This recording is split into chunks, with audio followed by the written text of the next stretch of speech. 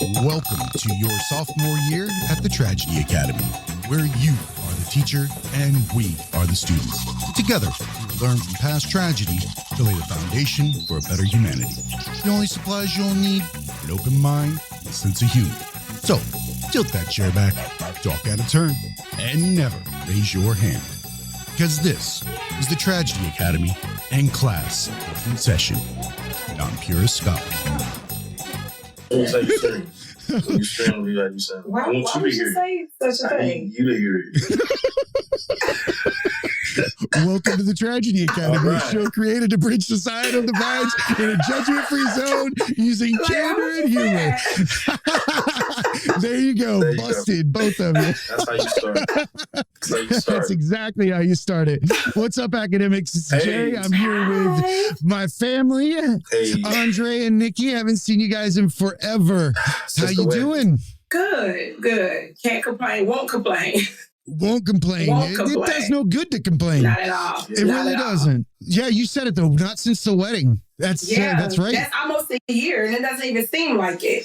It doesn't seem like it, right? It doesn't seem like it at all. Not at all. I actually haven't really had a chance to talk to you since the wedding, Niki. I know. First of all, man, you were beautiful. Thank you. I'm sorry, Andre, you look good, whatever, but she was beautiful. I get no compliment. Hey, listen. All the work that I put in, I better been beautiful. You did. The money that dress cost me, I better have been beautiful. Man. Well, you know what, though? The dress didn't make it. You made it. Not at all. The dress was just an added accessory. Absolutely. Yeah. No, I still wanted to thank you again for allowing me and asking me to be part of your wedding like that. Because I got to tell you, that's not an everyday occurrence for a lot of people to go all the way up to Chicago and sit down with a family coming where I came from. I just, I put it out honestly, about the friendships and the dynamics and the people that I hang out with and stuff like that. And there is no way in hell that a poor white kid from South Florida, which is like Southern Alabama, would have ever believed that his family and his best friend and his wife would be from the South Side of Chicago. West side. West side Chicago, okay? West side. Now look, we reside on the southeast side of Chicago at this moment, but we're true West Side. It's amazing how life takes you on a path, though. Yeah. That really was, because if you'd have told me that as a child, it wouldn't have even made any sense to me. Not that I didn't want to be friends with everybody. It just didn't even seem like that was something that you would do. Like, correct. Because we didn't have anybody even in our neighborhood. We had very, very few African Americans, a lot of Latinos, for migrant working and stuff like that. But that was it. That was it. But I can tell you, the first time in my life that I felt accepted with people outside of my family was with minorities, with Black people, with Hispanic people. And I never understood why until Andre and I became friends. And we had so many long conversations.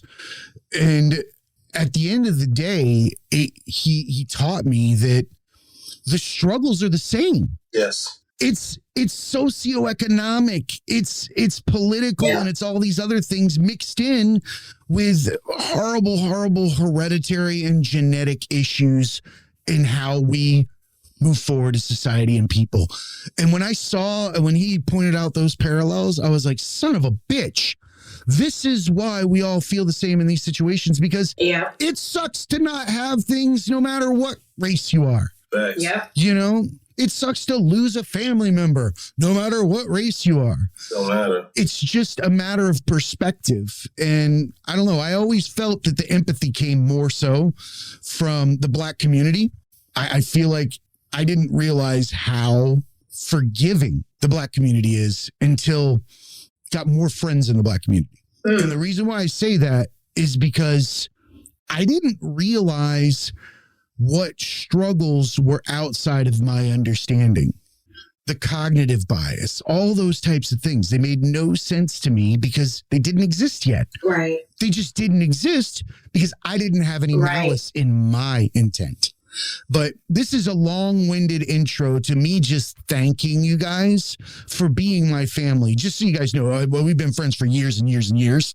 But Yes. I like to bring this up because I feel like you gave me an opportunity to grow.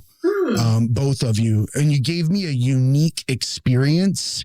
Being at that wedding, I felt like family, and I don't think that people understand that it's normal, that people should be spending the time together from different races and different backgrounds. Man, I never smiled, laughed. Man, they loved you. They loved you. Look, my family loves you and Sarah. You guys are still being talked about thus day, like real talk. I don't doubt it. I'm a very animated dude. You know that. It makes me me. But I gotta tell you, the whole experience, you know, it seems like I can tell you, I got to see happiness like I've never seen. One of the reasons that I love the two of you in so many different ways, but one of them is the strength in the marriage, the strength in the relationship. And one of the things that I've always seen is that you wear your scars with pride. There's a difference. I see other families and things like that. They will fight their entire lives to hide who they are and where their family has been under any circumstances. And you guys taught me, and the whole community in general, was that fuck that. Look what we've been through and we're still here. Keep going. That's a big fucking difference. It is. Keep going. You have a different appreciation. You really do. You have a different You appreciation. really do. Yeah. You guys introduced me to, and I want you guys to explain this, the marriage club. I've never been in a group like this before. Can you tell us what the marriage club is about? Oh man, was it me or was it Dre? Like, it was me. I don't do that. I will respond to that. So the Marriage Club is basically a platform on Facebook for either married couples or people who are engaged to be married. And a lot of people join that marriage group because, you know, there's no manual to marriage. There's no handbook to say, this is what you do when this happens or whatever the case may be. So a lot of people seek, you know, groups like that for positivity because, you know, everything isn't bad, you know? So I joined their group when me and Dre got engaged because it's like, to me, okay, I'm about to be a married woman. So I wanted to see what marriage looked like outside of my family. I come from a family of marriage. I know the good, the That's bad, the a very ugly. good way to get perspective. Yeah, exactly. So I knew I had an idea of what marriage would be like, but I wanted to see other people's perspective. I really wanted to see raw realness. But ideally, well, ironically, I'll say it's more positives than negatives. And it's very, very inspiring when I, you know, open my timeline and I see that marriage group. And I'm in like, now, Jay, I'm in like about 3 or 4 of them. Me and my best friends actually have our own marriage group as well. I got to tell you about it. I don't doubt it. Now I'm in like so many different ones because it's just the perspective of seeing marriage from different people. People who've been married 1 year, 3 years, 5 years, 40 years, 50 years. That's inspiring. So It is. yes, of course, I want to extend an invite to others who are married too, because hey, what may work in your house or what may not be working in your house. Here's a huge platform of people who have the same type of stuff going on and everyone just deals with it differently. And there are genuine questions. There's no how can I say it? Observation or just trying to be a spectator. Like this is real people, real life, real marriages, real families. Sometimes, you know, some of the spouses may post in there, you know, they lost their husband or their wife. And they've been married X amount of years. I see that. So that's a support group. It's a support group, right? And now being married, I look at that marriage group a whole different way now. It's like, it's a family, it's a community. Like, it's the help that you silently want and need, but you don't know where to go to ask for those resources. And surprisingly, someone may have already asked the question or may have already put it out there.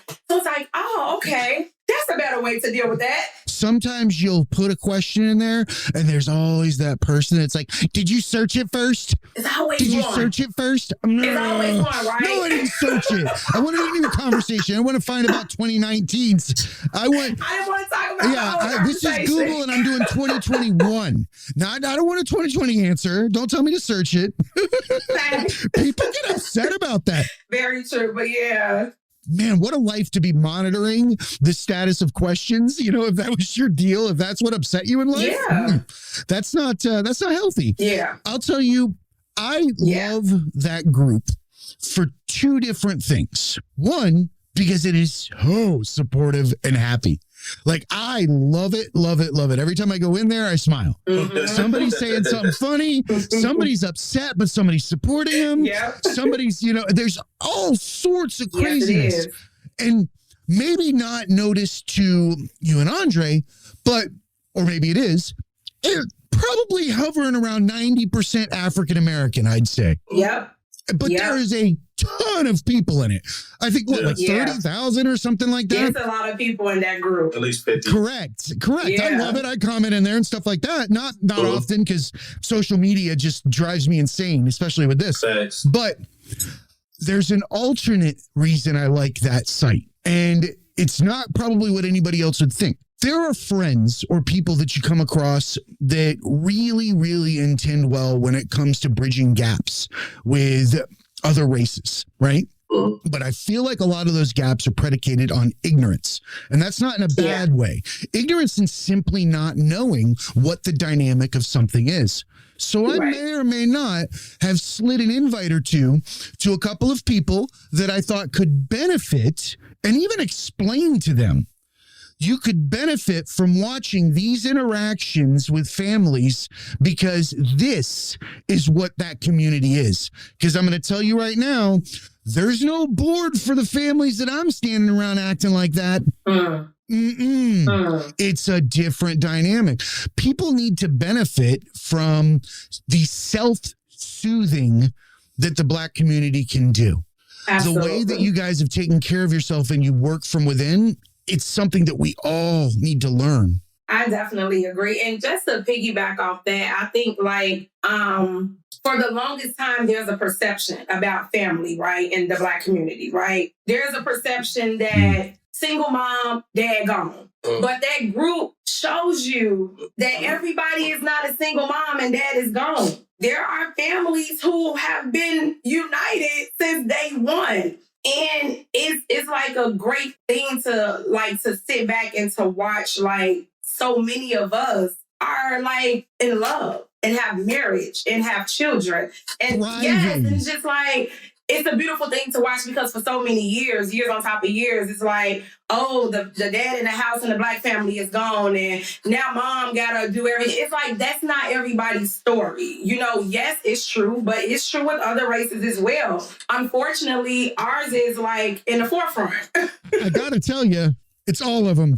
You brought up the point that needs to be brought out. It's how the community is portrayed, not how the community is.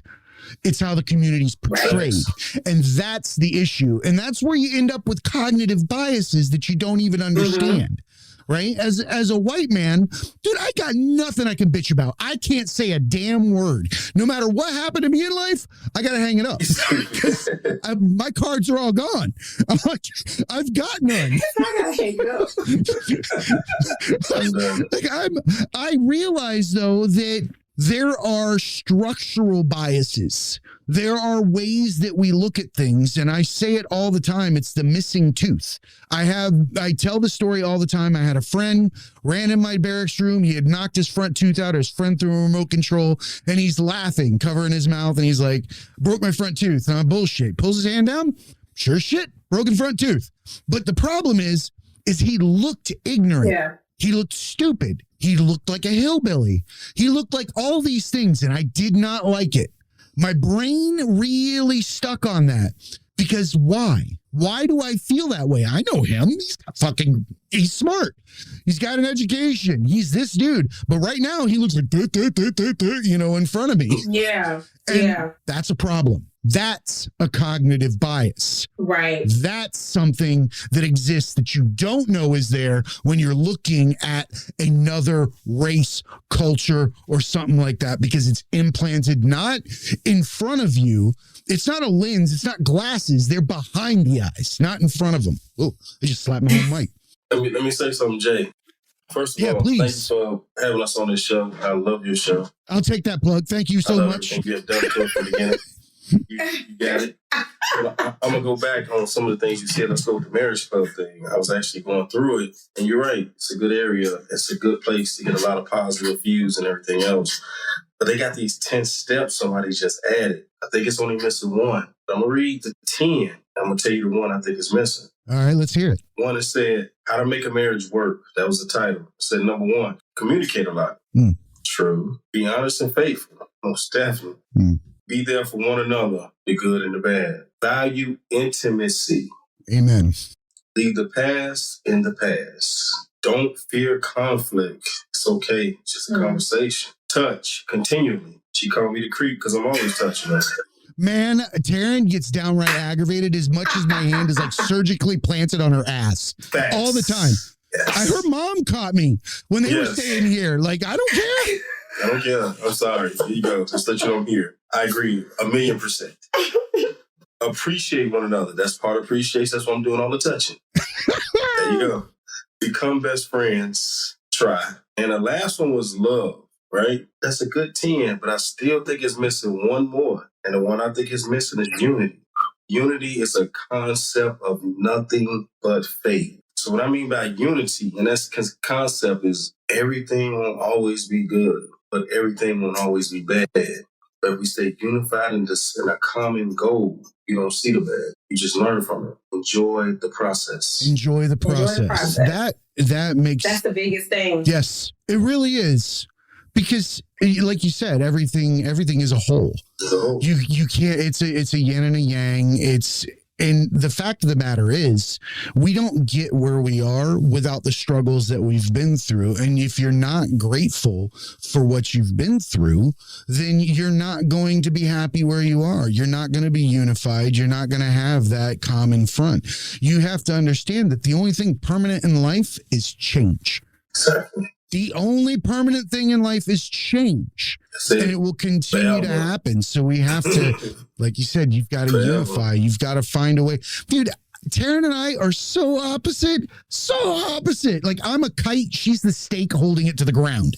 Like, seriously. Hey, man, shout out to Taryn, my buddy. Shout out to Taryn. I will. She's gonna swing through before I get off here. Shout out. Don't forget my buddy. Yeah, absolutely. But I love that. You're right. Unity is super important. Now I want to tack on one last one, and that's taking care of self. You must take care of yourself before you can take care of anyone else with your full capabilities. That's very true. We don't take care of ourselves mentally, and we don't give ourselves the ability to decompress and allow ourselves to feel our emotions internally, and then make that reconciliation within yourself, but also share that with your spouse. Right? Keep them aware of where you're at, but you have to take care of yourself.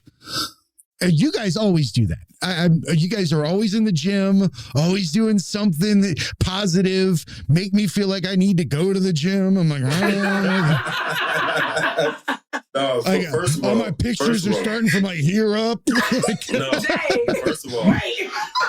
First of all, for you not to be in the gym, you lost a lot of weight. People don't know they don't know you. You was... And I'm loving those medications they put you on. The medications, right. Once you got the medications, bro, they don't know how much weight you lost. You looked so skinny at first time. I was like, good Lord. Wow. And you still look it. Thank you. Thank you. Man. I appreciate it. I'm trying to be like you guys. Hey, I like that.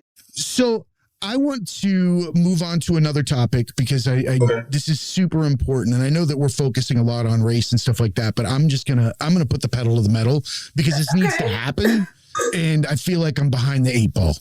And here's this is going to be funny at the same time, I'm sure, but I have questions around Niki. Those of you who don't know, is a very accomplished makeup artist, cosmetologist. Yes. What are the terms that I should be using? What are the proper terms? Right. You got it. You got it. Hey, there's that's a profession. Yeah. People don't realize that's art. It is.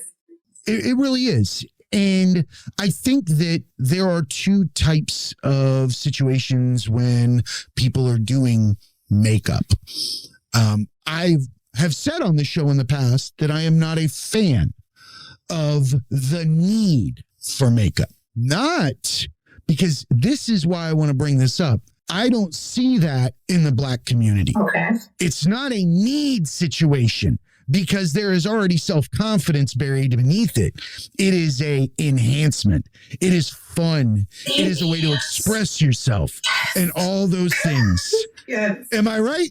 You're so right. And you hit it right on the head. It's meant to enhance what you already have. That's exactly how I explain it. It does. That's why I love your work and the way that you present it and the way that you speak to people about it, because I don't ever hear that I need it to be accepted. Not at all.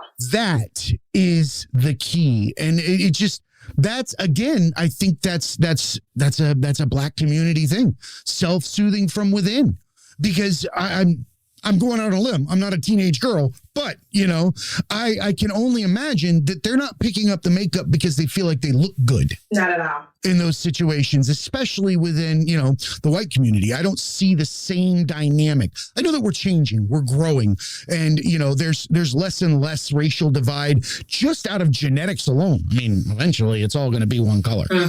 We get that. But we've got to learn from some very, very, very great ways that your community addresses things like this and embraces it. Because I don't think that other communities understand what it actually means. It's a feel good. It's a feel good thing. Like for me, I was just using myself for an example. Like growing up for me, like I've always been like, well, outside of grammar school, I was like a tomboy, got the latest mics on, jogging suits, all that good stuff. That was my thing. I was a tomboy. So what's changed? When I went to high school. No, I bet you're still a tomboy. Leave it up to a little bit. I knew he was going to say it. Leave it up to Dre. I'm more than just a tomboy. See? Dude, take your hand off. See? So ain't no sense. I go grab for the heavy bag. She beat me to it. I'd be like, wait a minute. I got this. I can't help it. But that's good, though. That's healthy internal competition within the marriage. It's motivation. It's motivation. Making me mad. I feel like Dwayne Wade on the Gatorade contest. On the Gatorade commercial. Seriously, that's a joke in my family about me being a man. Like when I say being a man, it's just like the strength. Like you're a whole female and you got strength like a man. But you know what? You're a strong human. That's the way it is. You're just a strong human. That's what it is. Keep him in check. That's what it is. But no, going back, like, the transition started for me when I got to high school. Like I said, in grammar school, I was a tomboy, all that good stuff, hung out with all of the boys, whatever the case might be. I just like, what I like. That was just it, But when I got to high school, it's like something clicked. Like something in my mind clicked was like, you are a girly girl, right? So that's when the glamour started. That's when, the wearing heels to school, just to sit in the classroom, eyelashes and all this other type of stuff. That's the type of things that I was in. When I was in high school, I was a girl that pretty much did everybody's hair. Back then, braiding was a big thing, like the micro braids and all this good stuff. So I used to do all of that. But, even in college, too, I was a glamour girl. I loved that thing, of waking up, putting on a pair of heels, cute pair of jeans, going to sit in a classroom to learn. That was my thing. So it was just more so a confidence. I felt different. It was like I was already confident in myself. I already knew when I walk in the room, the respect is there. That's just the type of personality and the type of aura that I have. But the dressing up and the makeup and all of that good stuff, it was just adding to it. So it was like a confidence booster for me. And I like how that felt. Do I need to wear makeup? Obviously, no, right? I'm beautiful, you know, I know that, you know, but nevertheless, that's something that I enjoy. When I put makeup on, I feel like I'm a whole different person. It's just like, whoa, like show something, you know? So it's just a feel-good thing. It really is. And I think for most of us, it is a feel-good thing. You know, you feel like an entirely different person. When you got your makeup on, you got your clothes on, you ready to hit the streets with your girls, your husband, your boyfriend, or whatever. You're different. Step. It's a boost. You're taking all the selfies in the world. Yeah, all that good stuff. It's fun. I couldn't agree more. I know exactly what you're saying there, because it's that freedom in feeling the way that, what's that? What do you say? You say you do. Just like you do. I don't understand that. All right. So let me ask you this. So when I was buckling that beautiful lion belt buckle at the wedding, was I or was I not doing exactly what we're talking about? Tiger. Or white tiger. Sorry, man. First of all, the belt was a white tiger. I have mine. With diamonds. Don't make me go get it. Because no, I love that. That's what I'm saying. But what she's describing is the exact same thing. How did you feel when you clipped that thing? Okay, cool. I know. That belt was that whole outfit. No, nobody does. I have it. You know how many compliments I got on those shoes? The pictures, remember, man, them shoes are. Of course, especially the shoes, right? The shoes. See, let me tell you about the shoes, though. So, Jay, I was going my design in my head because I tried to add my groomsmen and I started to realize I dress way better than them. And they don't understand. And I'm like, you know what? I'm into fashion and you not. That's why y'all look like that. And you think after getting married, you're going to look like this? No, it's not going to work for me. I was on that text. Right. I was on all those texts. So I heard. It's not gonna work. I'm like this. Okay, so I sent you this. Oh, I don't want to wear it. You know what? I don't care what you want to wear because that's why your fashion is Old Navy and I'm not. That's the problem. I don't shop at Old Navy. They clothes look like it just want to relax all day. They look like Old Navy. You lumberjack relax. I'm sorry. No disrespect to Old Navy. I like your boxers. I even like your shorts. Them shirts, trash. They shrink and fall apart within 2 seconds.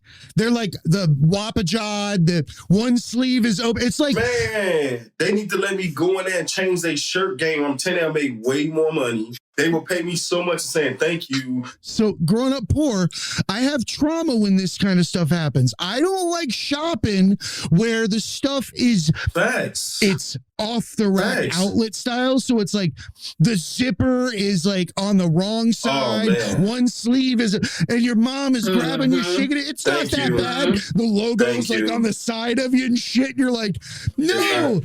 Or it says like, but she don't have to it's wear always some knockoff. It says like, instead of Bugle Boy, it said like Bugle Man. And you're sitting there like, right. I refuse it. And you know the crazy part is, me and her did not get together. All she did was give me a color. I said, okay, give me the colors. Give me all of them. She gave me all the colors. I said, all right, cool. Let me do my work. Yeah. I do my work. I'm into that. I'm into clothes. I'm into fashion. I'm into shoes. If I show you a closet full, my closet is bigger than hers. I mean, it ain't personal. I got as many shoes as her. Yes, I like a lot of shoes. I mean, matter of fact, we're in her little laid back area. And look at that. I still got more than that. That's not everything. That's not everything. For those of you on podcast land, I just saw racks and racks of shoes. That just looks like a bookcase of backaches. Say it again. It looks like a bookcase of backaches. A bookcase of backaches? Yes. Like, I don't understand why women want to walk around like a T-Rex or whatever, like with their legs all. Well, you got to know how to walk in heels, okay? You got to have the walk for heels. I love heels. There is nothing worse than a bad heel walk. Yes. I've seen that. I've seen a girl walk on the inside of her shoes. And I told her in front of her friend, embarrassed her, take those off because you disrespecting the heel. And her friend laughed so hard. She was like, I told her from the beginning. I said, you look real bad. Take them off. Take them off. So yeah, I mean, we all peacock in our ways, but I just wanted to get a chance to point out that it can be done in more constructive manners, and it enhancing the right ways. And I love the way that you approach that. Yeah. I will tell you, there's a vast difference in beauty, skincare, all that kind of stuff between Black and white people, correct? I mean, we know this. It's huge. The industry, there's so many different things that have to happen. So I'm going to tell you what I learned for the first time, right? A while back, I was at a salon. I was sitting there with, we were at one of Taryn's appointments, a friend of ours, Adele, and she worked in a predominantly Black salon, right? And it was black hair, all that kind of stuff. And I always sit and just hang out wherever the hell I am. And I just happened to go with her that day. And I was just sitting there because Adele's a friend of mine and her husband lives in Texas now. So I'm just bullshitting like it's the barbershop or whatever. And then I watched this woman reached into a tub, which I assume was just a water, a bucket in there. And then she pulled out what looked like the largest clog I've ever seen. And I was sitting there like, what the fuck is this? And I was like, she saw me looking at it, and I'm like, what? She's like, it's hair. He wasn't ready. People drop off their hair to get washed. What in the hell? He wasn't ready. He's like the biggest vlog I ever seen. I felt so stupid because I was like, the hell did she just pull out of this damn sink? Here's the problem.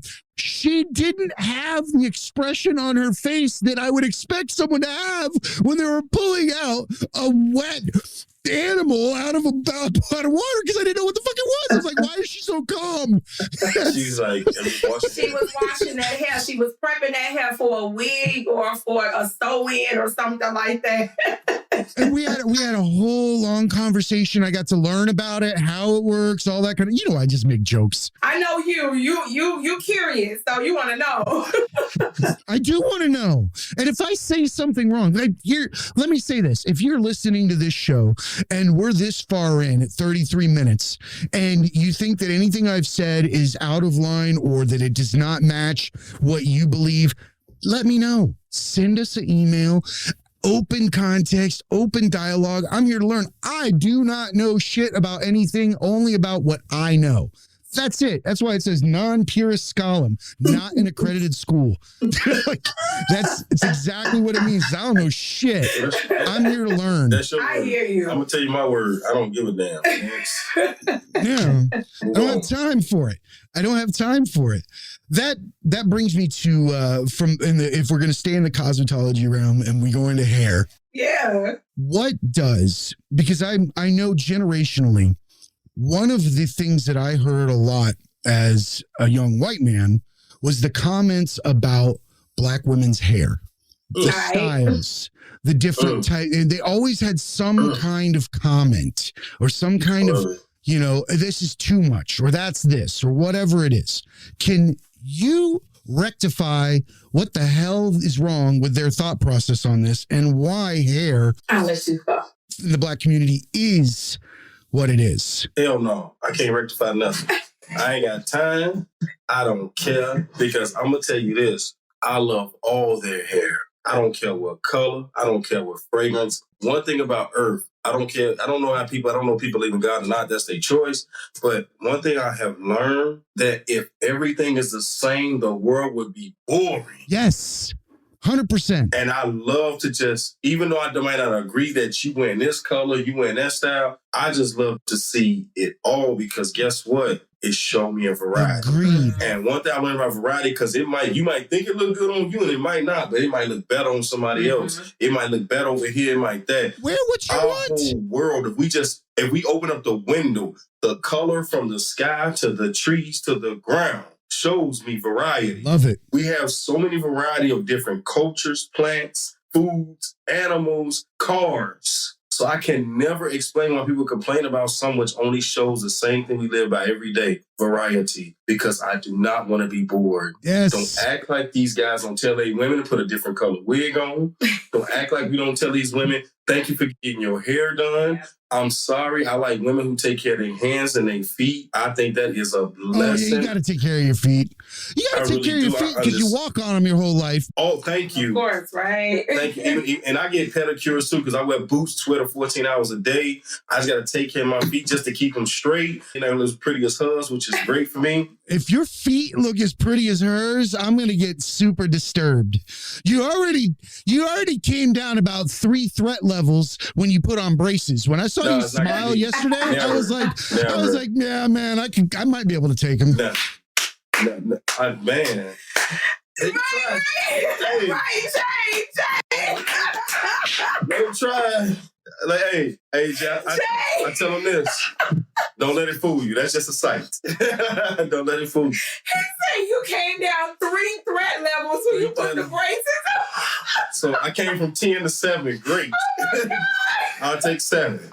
I am still a threat. I take it. I won't dispute against it. I take it. But I promise you, I'm still a 10. But see, when you don't get to get braces as a kid or go to the dentist and do all these things like other kids get to, because I looked at Taryn and I was like, man, he's got to be so happy to get braces. Yes. And people are like, what?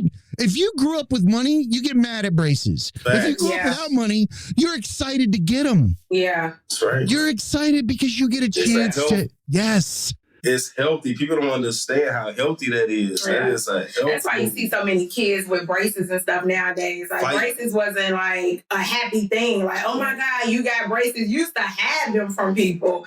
But now it's like the kids, they want to be in braces. Like, yes, I'm on braces, but I love it. And like I told him, his smile was already beautiful before he got the braces. As long as you're happy.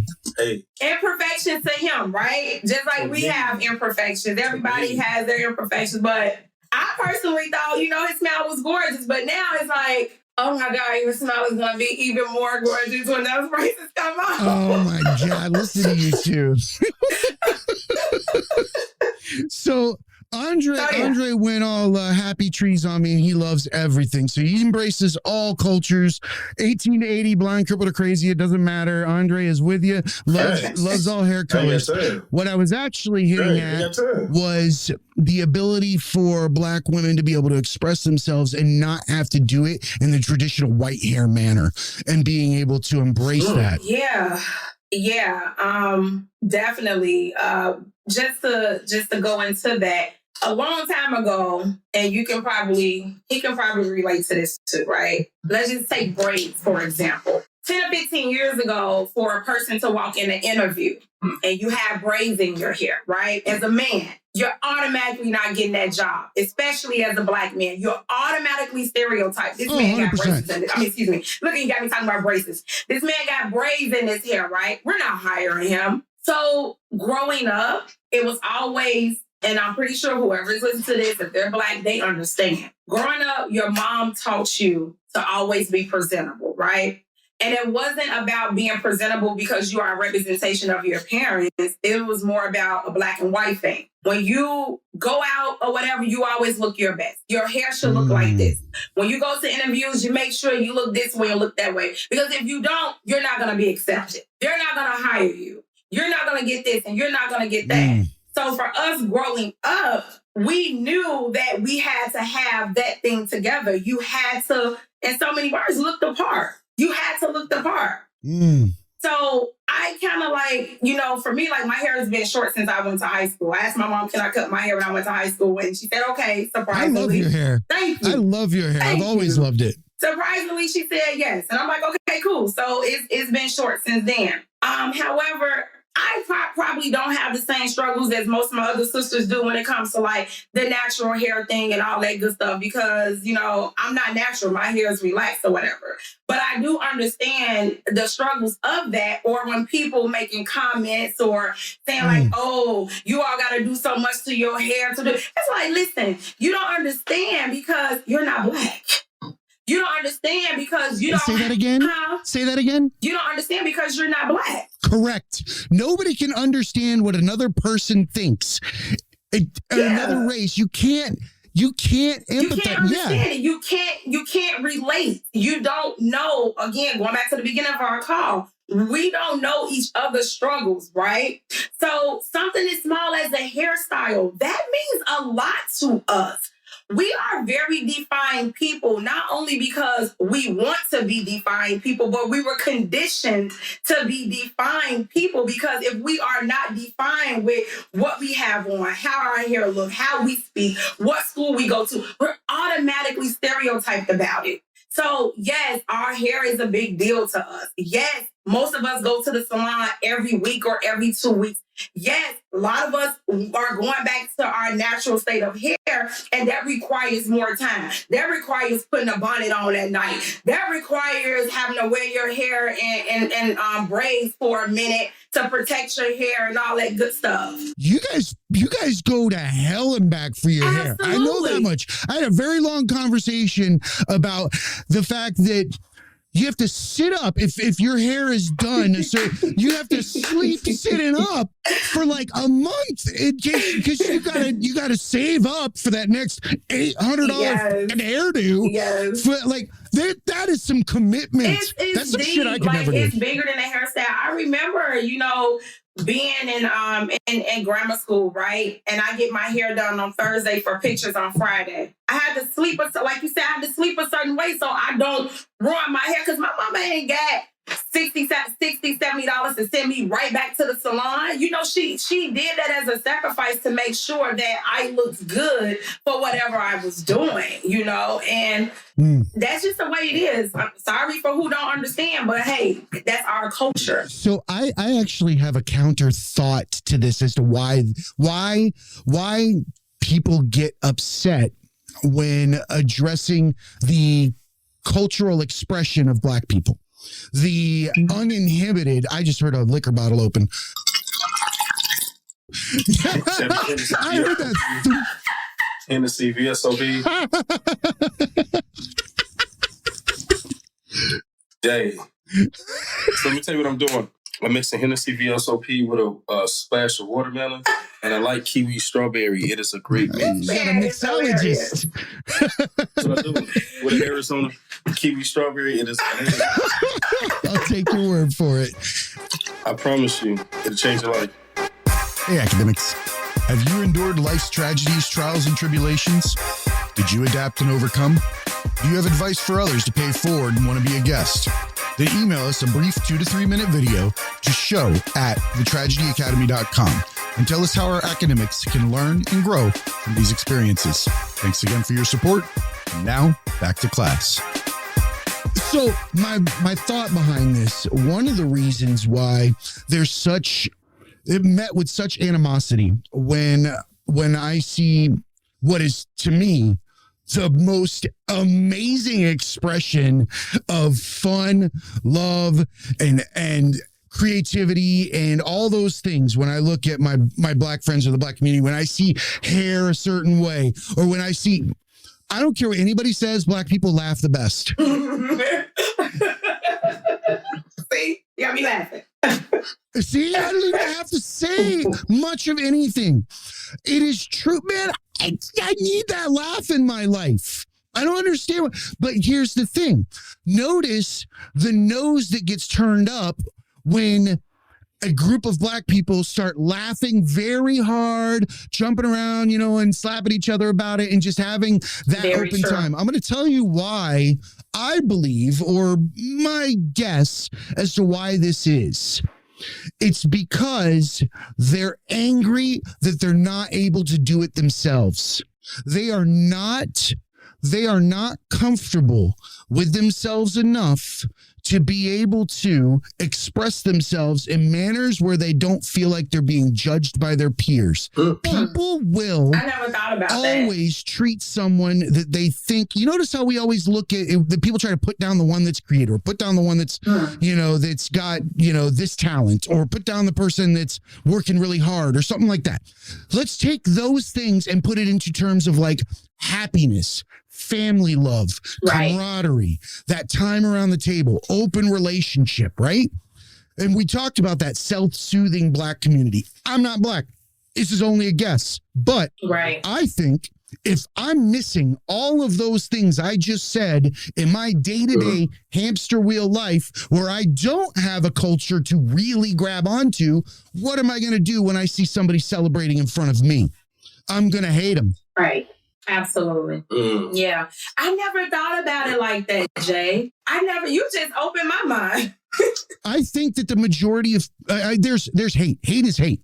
Hate is hate. It is there. But I also think that it is predicated in a lot of cases on jealousy. Yeah. And it's not jealousy in a manner where, you know what? It is jealousy, but it's not like in the way that you think. It's jealousy of our own inability to take action upon being or to be authentic. You walk through your community. Is anybody trying to be someone else? No. Everybody wants to be original. Yep. They want to be themselves. They got to have a claim to fame.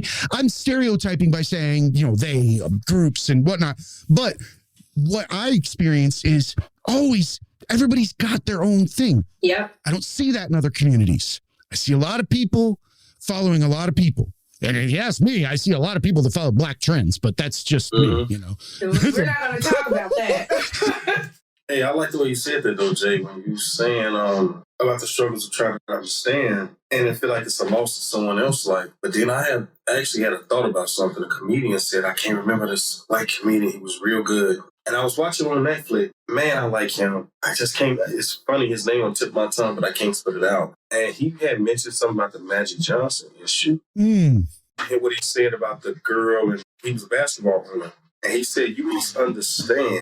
Now, you have to take this in. You really have to take this in because if you want to understand one side, you got to understand both to get between the thin line and the straight path. Now, he said for this guy to be messing with this young female, and he kept saying, just don't mess with the black dudes. He never called him a name. He didn't racial profile him. He didn't do nothing. He said that was the strangest thing because everybody came down, but nobody took the part of how he was raised. Now, you have to understand the concept, right? That concept, because we raise children, even I raised mine. I teach my sons and my daughters that a man's pants don't sag. His pants must be pulled up to control himself, but they don't make him a man complete. Yeah, the having the pants up is not the definition of manhood. Thanks. So, having another household teach something else, and another household teach something else, and another household teach something else. We got to understand we're not on the same household teaching level. So he brought up saying, can you imagine how this young man was raised in a racist 1930 in his household? Right? He said, you got to get a guy a little sympathy. He said, I'm not pressing issue. I understand he did his wrong. I agree. And I agree with him because my man, oh my God. One song, two, you must study your enemies to become a great opponent. It's very, very important. So no matter what, you got to understand the way he was raised. You got to go back. You got to understand the way his dad raised him or his grandfather raised his dad. So when they all in that trifecta of being raised and then you come into this time and you expect everything to be changed or everybody to accept, no, you got to remember a child is a sponge. And once the child decide at 18, 19, 20, or that peak of his moment, even 13, because children are becoming more advanced because the word of the Lord said your children will be smarter than you and they will do things that you have done in less of the time. That's evolution for us. The goal is to make our children greater than ourselves. That's facts. The collective goal should be.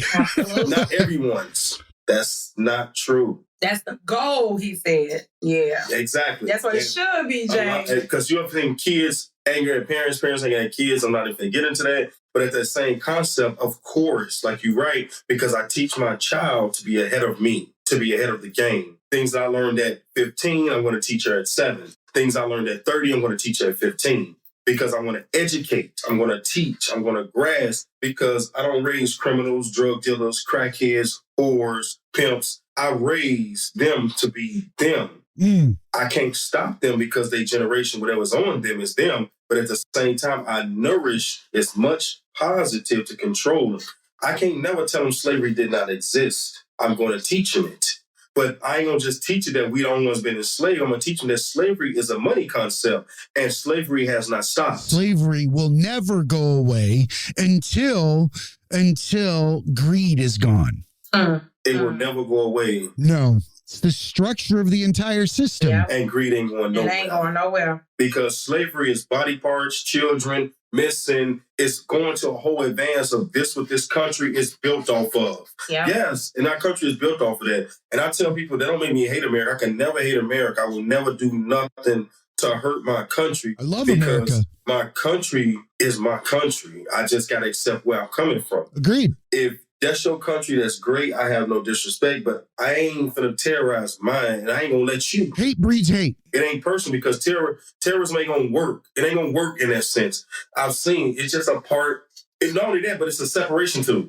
See, when we start getting rid of separation tools, it changed the game. You got to get rid of a separation tool. Every time you break that link off that chain, there's multiple chains to it. So you constantly breaking them. It's just a matter of time. Like one language of all humanity is the internet. And people don't see it as that. They say, what do you mean? It's a collective consciousness. It's a chance to come back around. Yeah. Thank you. Yep. To reach out to multiple people and sections of area just right there. Well, you talk about passing on those thoughts and passing on to your children, the greater wisdom and things like that.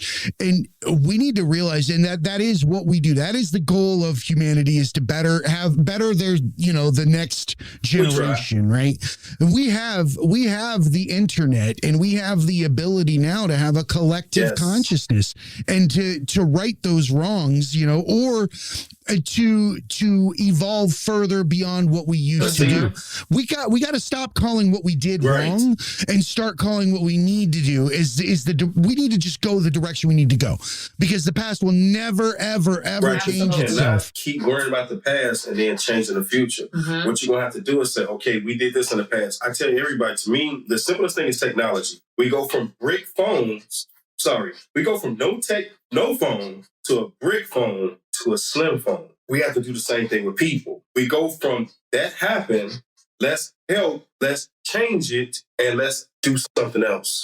It's the same thing. How do we do that? How do we change somebody? Well, I have a guess. It takes a village. Agreed. It takes a village. Agreed. And I think that it starts with providing people with new experiences and accepting new experiences. Jay. It is walking up to a person that you would not have ever had a conversation with your predisposition to believe certain things or whatever cognitive. Walk up, say hello, fucking tell them why you're saying hello. Look, I don't have a friend like you. I don't know how to approach people in this situation. Every single time I've approached somebody from a place of love and curiosity and with the right intent, I've always gotten the right answer back. Yeah, but at the same time, you have, because that's what you speak. You speak the positive. You seek for it. It's the you intent. already put that in your mind. It's and the it's your intent. That's the same thing we learned in physical training. It's a difference between knowing something and your intent to do something. Yes. So we learned that through strength training, your intent. And strength training, my intent is to work on my arms. So I'm going to do a certain exercise to make my arms look different. But if just working out is working out my whole body, your intent is not a directional area. It's like meditation. You have just pointed out you're right. You just playing an intent. Everybody's intent ain't that. One thing I've learned, that the universe is big. The world is big. So a lot of people, we might think is okay, might not be okay to someone else. Like someone told me, in the Asian culture, they don't shake with their right hand, they shake with their left because you wipe your butt with your right. I'm confused. Of course you are, because we don't have that in our culture. Right. So, and that's just a standing and saying like, okay, I'm confused, but tell me why. And the man told me, because we try to wipe our butt with our left hand, but most people wipe their butt with our right. They right, so we don't shake their right hand. And I was like, wow, I appreciate knowledge every day. I thank you. Yeah, I just try not to get it on my hands. I'm cool with it. That's it. Wash my hands. It don't matter which hand. In my mind, it don't wash matter. Your hands. Just wash my hands. I'm going to wash my hands. Here's the reality.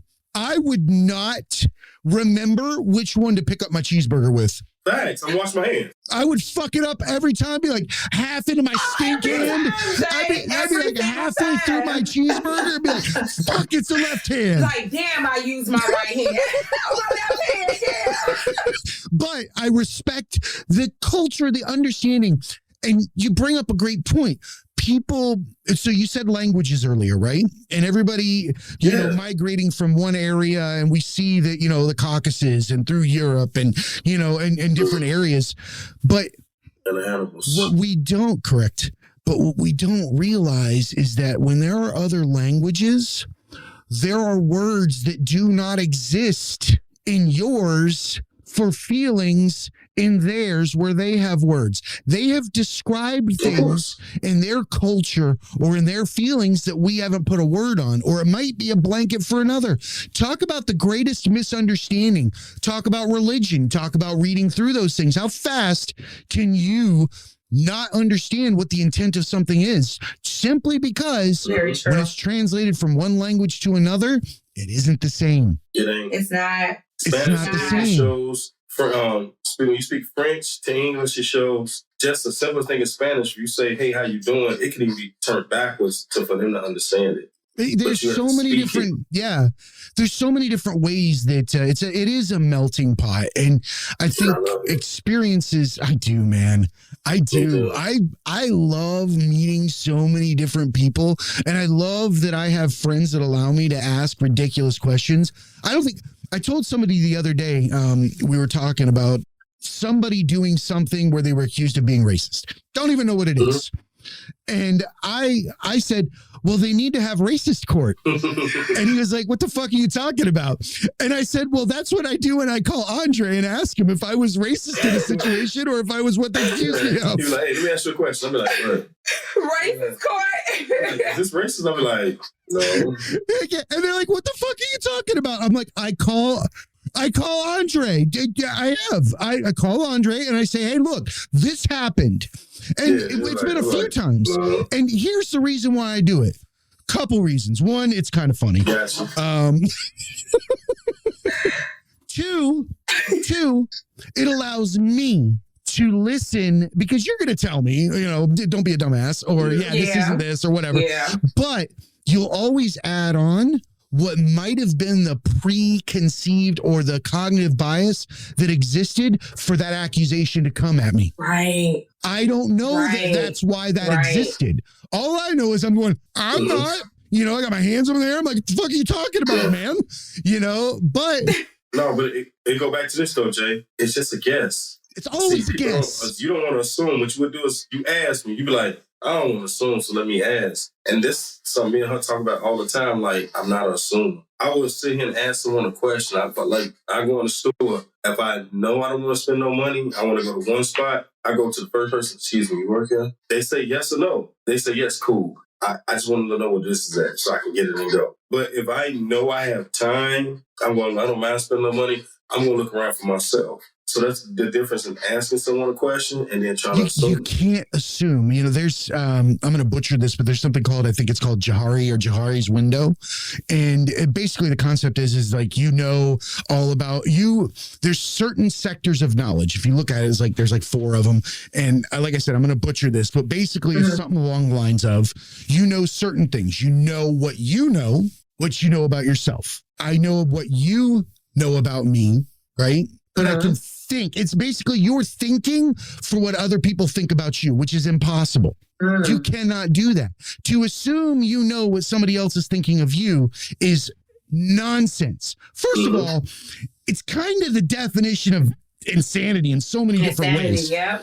Right? Because when you're actually, if you think about it, if you removed yourself from the situation and let's say that you had a stomach ache, right?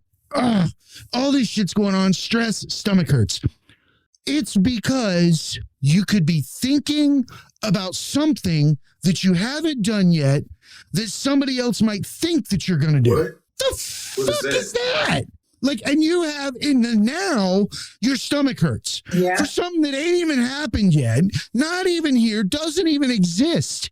And we're taking that into our system right now. But you know that happens on a regular. That's every single day with people. that's every day. I mean, I've been guilty of the shit, just being transparent. Like, Yes. it's crazy, stupid, but you do. You sometimes you have a preconceived notion of what somebody's gonna think about something before you even do it. And they're not even thinking that. It's in your head. We talked about intent earlier and the universal laws and things like that. So what if, let's say you step into that situation with confidence that that's not going to happen, right? You don't go in with that preconceived notion. What happens then? Shit, you just do it. Most of the time it goes your way. That's me all the It way. goes your way. Yeah, you just It goes do your it. way. So basically, when you walk in and you look at people with doubt in your situation ahead of even the conversation, that person is never going to believe you. They're not going to accept what you're telling them because you don't believe you. Because you don't believe You don't have the strength in it. Correct. Absolutely. That's You know the what it same is, reason. Jay? Yeah. It's just fear.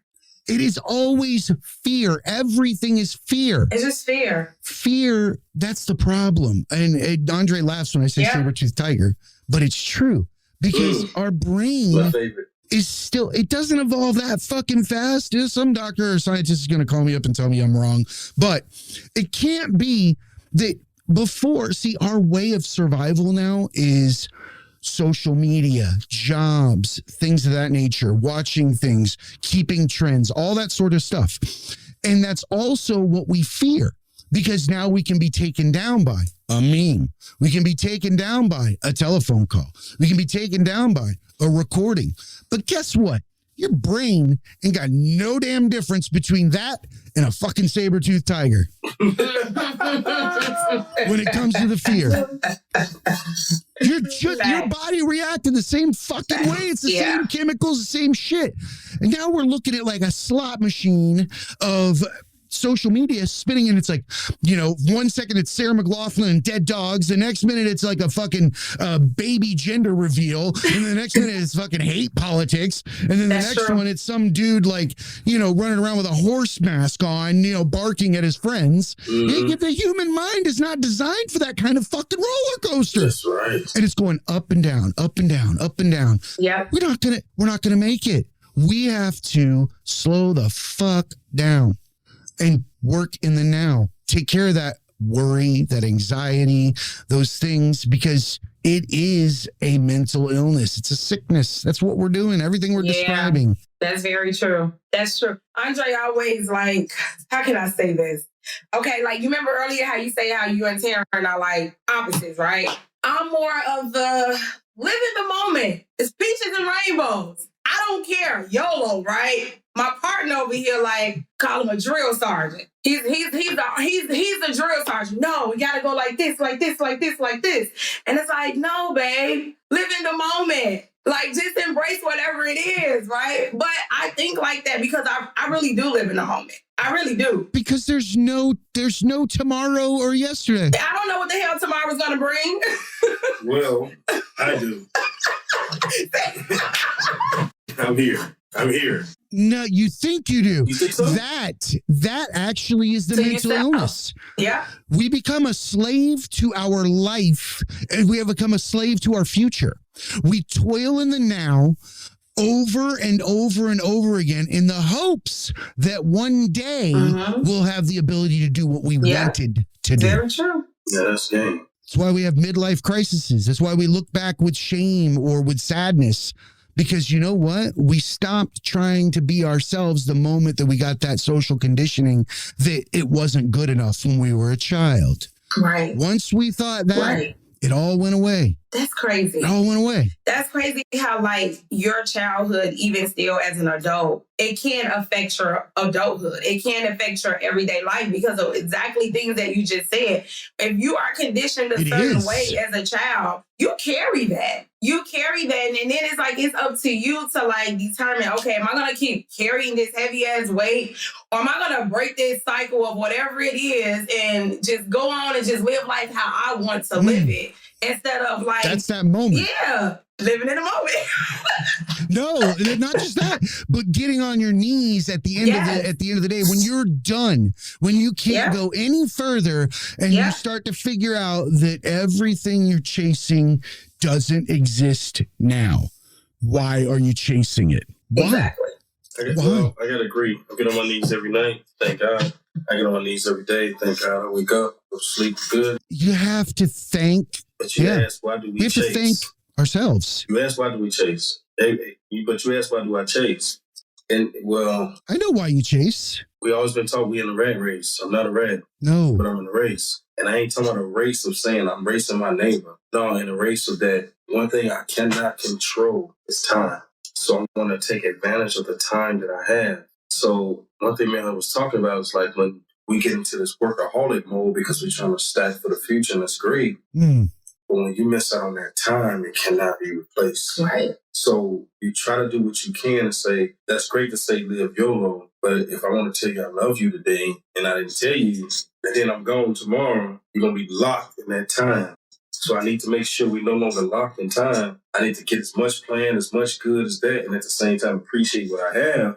And then just remember, to me, in my mind, every day is my last day, but I'm still looking for the next. Every day is my last. You have to be wise in how you prepare for things. And I would not recommend people go out and blow your 401k today because you don't know if there's going to be tomorrow. No, don't do that. Don't do that. Now that's stupid. Okay, now that is not smart. Okay, when I say YOLO, I mean like have fun. Like don't just live your life in just chains and shambles and all that type of shit. I ain't talking about no investments and travel. Generational curses. I'm talking about just enjoying your life. Yep. Because there's so many people losing their lives every single day. Enjoy your life for what you have.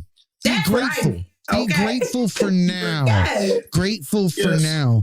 And I mean, let's face it, that's all there is. You know, we can do the things that you're saying. Yes, we prepare for the future in manners to make sure that we're safe. We are conscious beings. We understand there's a future. Mm-hmm. So for that reason, we have to prepare for it. Right. But outside of that, I think it comes down to what we define as success. Mm-hmm. What is that ultimate goal? Is that goal a stack of this, or is that goal a stack of experiences? Experiences with family, experiences with friends, love, all that type of thing. I can't help but think that the less that we pursue money or the less importance that we put on it, the more it comes to us. The less important, the more that we give away, the more it comes to us. Mm-hmm. The more that we love our family, the more that we care, the more that it comes to us. It just is the way it is. It's importance. It's what you place it on. And I'll wrap it up with this. Sow your seeds and you should reap. That's just it. I like that. You know who puts the value of money? We do. You know who puts the value of doing this? We do. Yep. And you right. You right when you say money is not important because no matter what, you can't take money where you're going.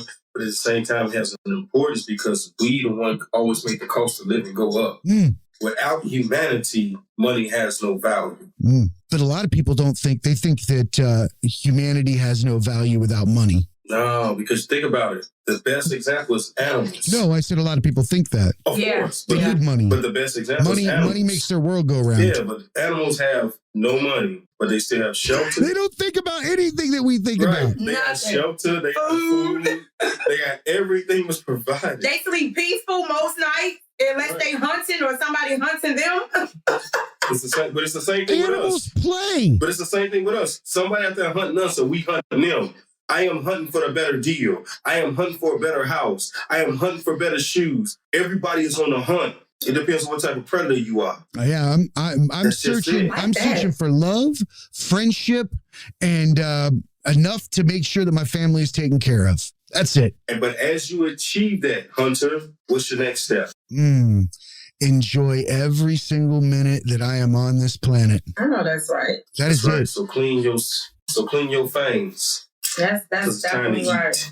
That's right. It's time to eat. Take care of yourself first and give each other new experiences. That is the name of the game. When it comes to bridging societal divides, it comes down to two things.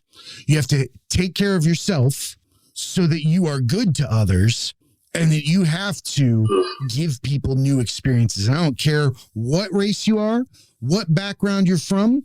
The only way that we go forward is by taking steps to heal and show people what we are. not what we Right. aren't, what we are. There's two completely different things. And I think that we have that opportunity. And I appreciate you guys more than you could ever know. We appreciate You're my family. you. Man, You let me be an idiot. You let me ask stupid questions. You let me be me. you. Just be You let me be me. You. And you know what? But I wasn't me for the most of my life, just like most people aren't. Yeah. Most people are not because they don't Yeah. know what it means. Yeah. We all come back to what we started with. You love helping people. You started out with the cosmetology, and now look, you're still back in the same loop, doing the same thing to help people. You have another career. What's the thing that you're doing? Helping people in your community. Mhm. It's always going to come back to being who you were in the beginning. You'll go back to being a kid Right. again. The one thing you want to do with kids is what? You're always sharing and handing things until somebody teaches you something different, Very true. right? Very true. So what happens when you come to terms with yourself and when you start to heal yourself, then you can start to give things to other people. Yes. Facts. You can start to get and receive. Facts. I appreciate you guys. I love you so much. Jay. this is I'm definitely dope. nuts. Let me know when you come back up a couple threat levels and then we're good. As soon as the braces come out, back to 12. The fact that he said you went down 3 threat levels was everything. I've never heard anybody say that. Like, you went down 3 threat levels when you put those braces on, babe. Back up. He's going to have to go to the gym twice. He's going to go to the gym twice. He's not going to smile. He's not gonna... That was hilarious in itself. I'm about to put my back hand. Hey, Jay, when he take those braces out, when those braces come off, you're going to be the first person he send a text or a video to. He going to be like, I'm ready now. Oh, I know. He's gonna Threat show level up. at He's- Ultra. Threat level activated. Let's go. Let's go. Oh my God, he'll level up. See, they don't understand, Jay. I'm Yeah. 6 feet tall, too. I love Yeah. you guys. Do you, Niki, your business. Tell us, give us a plug. Where can people find your business, especially in Chicago, and then for your online stuff, because you do online tutorials as well, right? Yes, I'm actually tapping into that. Yes, I am. Okay, so my business is located right outside of Chicago in Oak Park, Illinois. It's a suburban area of Chicago. I have been there for 5 years. I've been in business for 5 years. I'm coming up on my 5th year anniversary in September, Jay. Congratulations. So I'm finally going to celebrate, okay? So that's going to be great. But you can definitely follow me on both of my social media handles. On Instagram, I am MDior_makeup artistry. So that's MDIOR_makeup artistry, all one word. And then on Facebook, it's facebook.com/MDior Beauty. You can follow my business page there. And I teach classes. I do all the little cute girl stuff. But for me, it's exactly what you said. Like, it's the giving back part. It's the helping people. That's why I enjoy this so much. It's a beautiful thing for me to definitely be booked like crazy all the time. But it's the transformation. It's So, the I'll confidence tell you that what. I give people. And I love that. The artwork that you do is amazing. Thank to you. see the way that you change things. So I think I have an idea. Oh, Right. I noticed this the other day before we wrap up. I definitely got to bring this up. because okay. Niki does the best eyebrow work I think I've ever seen. Like, I see these pictures and I'm like, holy shit. Right. So I was watching. Right. All right. So real talk for a moment. Genetically, I come from a family of men that apparently after the age of like 35, the hair starts growing on the places that didn't continue to get longer before. Right. Right. So I was watching some clips the other day while I was editing, and I looked, and you know me, when my hair is between haircuts and I'm getting closer to the other side of it, I always put a hat on backwards. Absolutely. Man, oh man. I looked, and there I was on video, and my eyebrows were doing the fucking YMCA over the edge of my hat. I saw and it looked like hands above the top of my hat. And I was like, oh shit. Like I look like the dad from American Pie or some shit. So I think the next time we get together, I should have you do my eyebrows. You gonna let me clean those brows up? Oh yeah. Yes, thank you. She's not gonna do some weird like shape them or nothing. I'm not gonna make it feminine. I know how to take care of men too. And while he over here is shaking his head, no, Dre used to be, I hate to say my guinea pig, but Dre was my guinea pig. When I was in high school, like I used to cut his hair. I used to do all of that. Like, I've done some other stuff too, but I ain't gonna say it because he probably gonna beat my ass about it. So you feel violent. I am not, don't let him believe that. I am not violent. Well, I mean, like, he don't like literally beat me up. I mean, like, curse me out like that, of course. No. But I'm not gonna tell other stuff that he's let me do. This sounds a lot worse than it is. You're like, it sounds like you're experimenting some other way. Yes, you made it sound worse. Okay, world. I'm not saying that he gonna really beat my ass, y'all. Please. Like, seriously. I love you. This is how I love talk, you so okay? much. But yeah, he used to be my go-to. Like, babe, can I try this? Can I do that? So he's been a huge part of all of this good stuff. Taryn won't let me do stuff. Like, I'll go with her every now and then to get a pedicure because you got to take care of your feet, right? And I throw my feet up there and I constantly ask if I can get them painted just for the fuck of it. And she's like, no. I'm like, why not? Just one. I was like, let's put like a smiley face on it or something just for the hell of it. What the hell do I care? I don't work in big. No, I'm not doing it. No, she doesn't go for it. But so we'll have to do a live tutorial. You'll get a weed eater, maybe a saw, something else to try to fix my eyebrows. You're gonna have to hook it up to that. That sounds like a perfect day, Jay. Right? This is your zen. It's like being in a garden with a basketball world. Young, buddy. Good. All right. I gotta get out of here. All right, guys. All right. Remember, everybody, be cool and keep learning. All right. Thank you, Jay. Hey, academics. Thanks again for attending another class at the Tragedy Academy. You can show us some love by subscribing, downloading, and rating us 5 stars on Apple Podcasts, Spotify, and Stitcher. Or ask Amazon Alexa to play the Tragedy Academy podcast. You can find links to all major podcast platforms and past episodes at thetragedyacademy.com. You can find us on all the majors of social media, on Instagram at The Tragedy Academy 2019, on TikTok at The Tragedy Academy, and on Twitter at Tragedy_Academy, where we'll post our clips of upcoming shows, updated info, and thoughts. If you'd like to be a guest, send an email to show@thetragedyacademy.com. Keep an eye out on Instagram for Tragedy Academy giveaways. Thanks again for coming to class, and remember, be cool, keep learning. What's up, academics? This is Jay. I'm here to talk to you about Into the AM. This is a clothing and apparel company that I came across last year that has the absolute coolest designs. And the reason why I was attracted to it is because I grew up without a lot of money, like many others, and had to shop on that outlet rack with the irregular items. Things like the fly was over 4 inches to the left, or the right sleeve would be twice the size of the left. It looked like I was growing horizontally. Like, it's okay, honey, you'll grow into your left arm. So you really don't get a chance to express yourself the way that you want to. You go into life, you start putting on suits, you start putting on uniforms, and you realize you'd never had a chance to truly express yourself. Enter Into the AM, a team of artists and creators who share a common vision.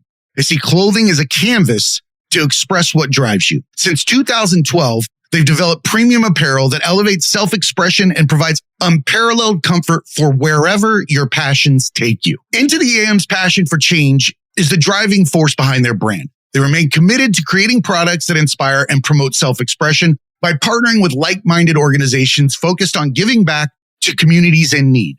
Last year, they donated 1% of all revenue from their graphic tees collection to the Art of Elysium charity. The Art of Elysium is an artist organization built on the idea that through service, art becomes a catalyst for social change. For over 24 years, the Art of Elysium has paired volunteer artists with communities to support individuals in the midst of difficult emotional life changes. They currently offer 110 community programs per month, serving over 30,000 individuals per year. The only permanent thing in life is change. Supporting charities dedicated to helping those going through these changes, trials, and tribulations require a never-ending commitment. The onus is on us as creators to affect change through our true, authentic talents, and Into the AM is the model of how this is done. Their clothes are handcrafted with care. They have a team of skilled artisans that craft each garment with the highest quality fabrics and eco-friendly inks. Not to mention, these things don't shrink, they don't fade, and they fit as if they were designed supernaturally. I'm stopped every time I wear one of the graphic tees to find out where I got it. The colors attract attention from miles, and the art is nothing short of spectacular, with designs for everyone. One of my personal favorites, Twilight Maiden. Go take a look. Into the AM does all of this while putting their money where their mouth is.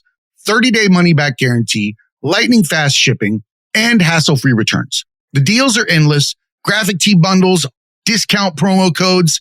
Get over there, check it out.